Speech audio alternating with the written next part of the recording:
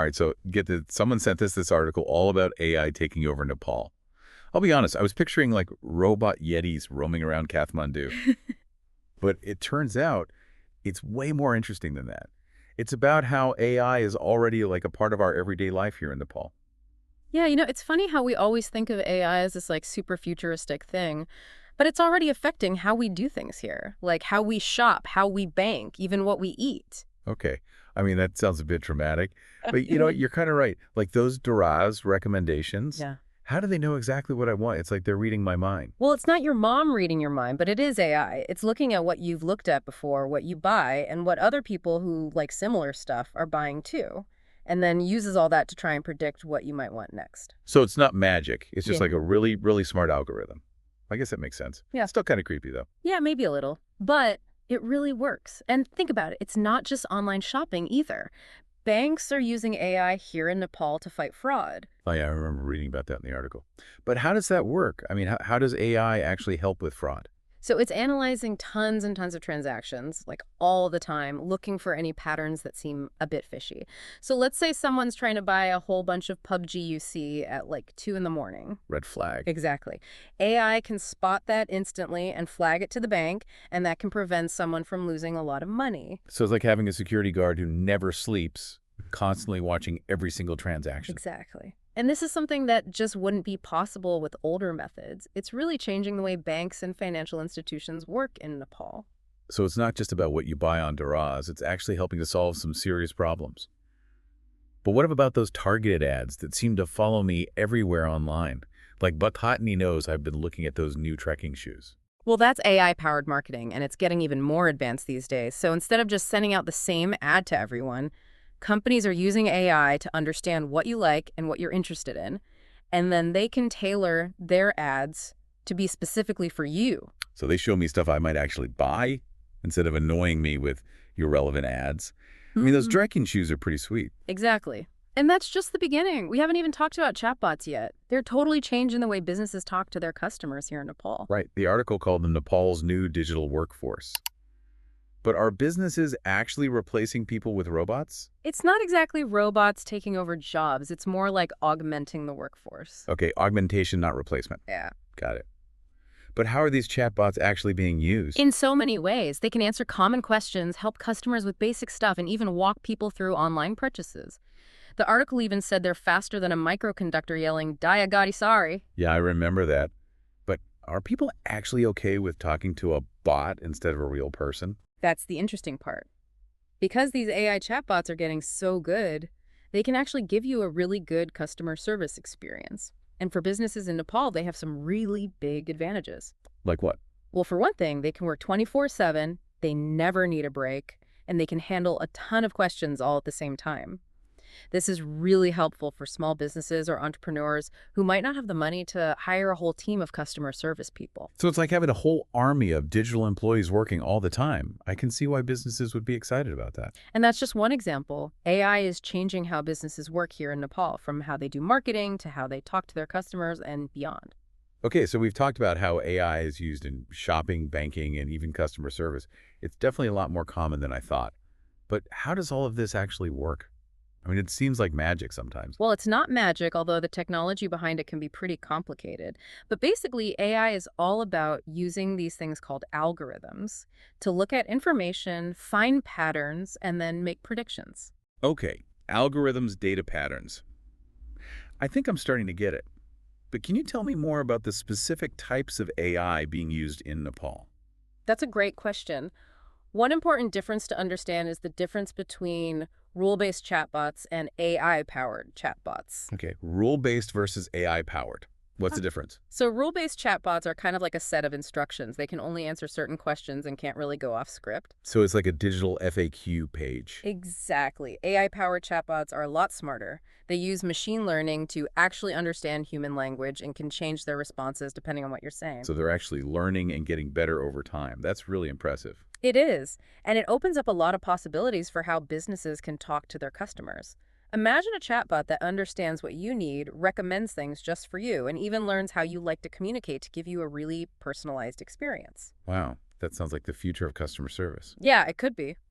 But let's move on to another really cool way AI is being used in Nepal digital marketing. Oh, yeah. The article said something about how old school marketing in Nepal is basically just boost post Rakne Ho Day. Pretty much. But with the AI, digital marketing is getting a lot more targeted and effective. So no more just throwing money at random Facebook boosts and hoping for the best. Tell me more about how AI is changing things. Well, think about those personalized ads we were talking about earlier. It's not just Duraz using AI to recommend products. Companies are using AI to look at what you do online and show you ads that you're actually interested in. So instead of seeing ads for like goat cheese when I'm clearly a vegan Momo enthusiast, I'll only see ads for things I actually care about. That sounds almost too good to be true. It's definitely different from the old days of just sending the same message to everyone. With AI, they can tailor their message just for you, and that makes their marketing much better. Okay, I can see that's good for businesses. Yeah. But is there any benefit for us, the consumers? Absolutely. Think about a world where you only see ads for things you actually want. No more random ads filling up your social media or popping up when you're trying to watch a video. I like that. Less clutter, more things I actually care about. Wait, the article mentioned something about AI actually creating content, like writing blog posts and stuff. Is that even possible? It is, and it's becoming more and more common. There are AI tools that can write all sorts of content, from blog posts to social media captions to even email newsletters. Hold on. You're telling me robots are writing marketing stuff now. Wouldn't that sound all robotic and impersonal? Not really. These AI tools are trained on a huge amount of information, so they can actually write pretty interesting and human-sounding content. Of course, it's still important to have a real person look it over and make sure it's good, but AI can definitely do the hard work when it comes to writing. That's pretty amazing. So AI can analyze data, write content, and target ads really precisely. It's like the ultimate marketing assistant. Yeah, that's a good way to put it. It goes beyond just making and targeting content. AI can also look at data to help businesses make smarter decisions about their whole marketing strategy. So instead of just guessing, businesses can use AI to see what's working and what's not. Exactly. AI can help businesses understand who they're trying to reach, see what's popular, and make sure their campaigns are actually making a difference. It takes away a lot of the guesswork. Okay, so AI is changing the game for businesses and consumers when it comes to marketing. But let's be real. There's got to be a downside to all of this, right? The article mentioned something about deepfakes and scams. You're right. It's not all perfect. Like any powerful tool, AI can be used for bad things too. Deepfakes, for example, are becoming a bigger and bigger problem. Deepfakes? I've heard that word, but I'm still not totally sure what it means. Can you explain it in simple terms? Imagine someone makes a video of a famous politician saying something they never actually said, or a video of a celebrity doing something they would never do. That's a deepfake. Okay, that's kind of scary. It's like the perfect tool for fake news. It is, and it's getting harder and harder to tell if a deepfake is real or not. This can cause some serious problems because people might believe something that isn't true, and that can lead to mistrust and even violence. So how can we protect ourselves from falling for these deepfakes? Is there any way to tell if a video is real? It's getting tougher, but there are a few things to watch out for. Look for anything that seems off in the video, like weird movements or glitches in the picture. Also, check where the video is coming from. Is it from a source you trust? And most importantly, if something seems too crazy to be true, it probably is. Good advice. Be skeptical, check your sources, and don't believe everything you see online. What about scams? How is AI being used for scams? Unfortunately, AI can be used to make really tricky scams. For example, you can have AI-powered chatbots that pretend to be real people, and then they trick people into giving away personal information or even sending money. Ugh, that's terrible. So AI can be used for good things and bad things, just like anything else.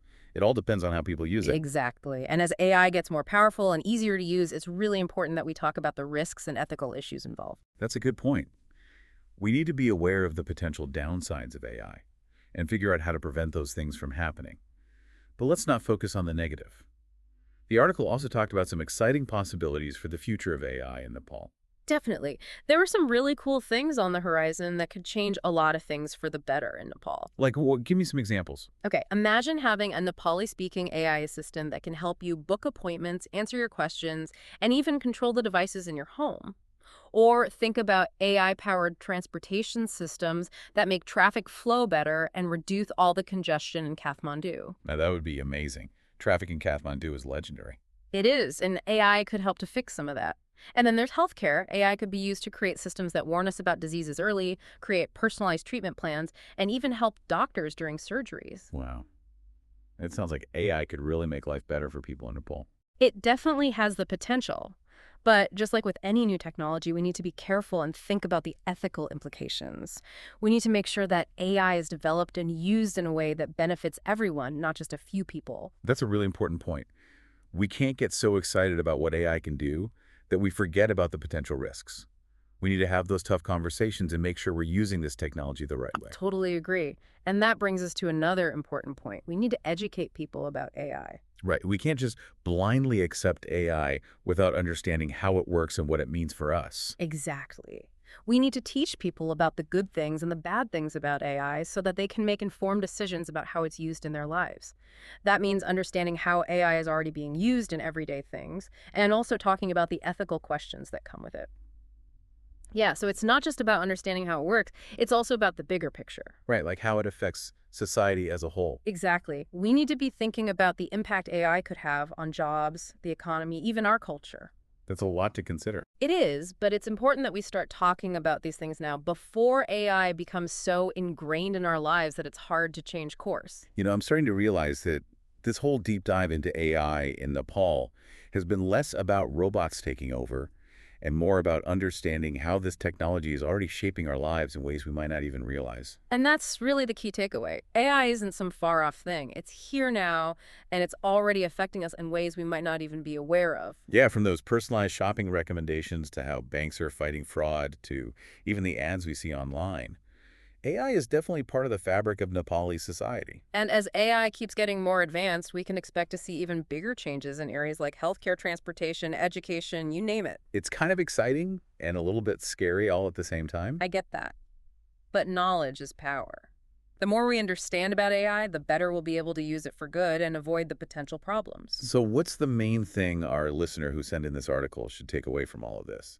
What should they be thinking about as they learn more about AI? I think the most important thing to remember is that AI isn't something to be afraid of or ignore. It's a powerful tool that can change a lot of things for the better, but it's up to us to make sure it's used in a responsible and ethical way. So we need to be informed, stay engaged, and be proactive in shaping how AI develops in Nepal. Absolutely. And this isn't just a conversation for tech people or politicians. It's a conversation that everyone needs to be a part of. So to our listener out there, we encourage you to keep learning about this. Yeah. What are you hoping for when it comes to AI in Nepal? And what are your concerns?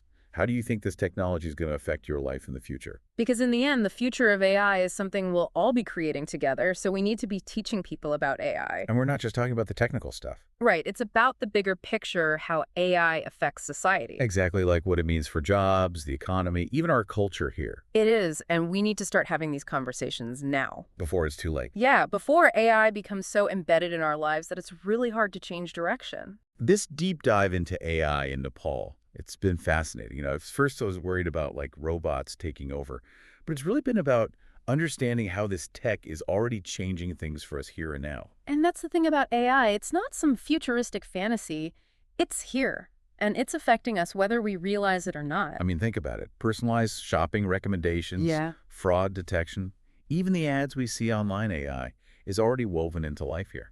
And as AI keeps advancing, we're going to see even bigger changes in things like healthcare, transportation, education, and so much more. It's both exciting and a little bit overwhelming to think about. Definitely. But you know what they say? Knowledge is power. The more we know about AI, the better we can use it to our advantage and avoid any potential pitfalls. So for our listener who sent in this article, what's the big takeaway here? What should they be thinking about when it comes to AI? I think the most important thing is this. Don't be afraid of AI. It's a tool, a powerful tool that can change a lot of things for the better. But we need to make sure we're using it responsibly, ethically, for the good of everyone. So we need to stay informed, stay engaged, and really be proactive in shaping how AI develops here in Nepal. Exactly. This isn't a conversation just for the tech experts or the politicians. It's for all of us. So to our listener out there, keep exploring, keep asking questions. What are your hopes for AI in Nepal? What are your concerns? How do you think it's going to change your life in the years to come? Because the future of AI, well, we're all going to be building it together. And that's it for this deep dive into AI in Nepal. Thanks for listening.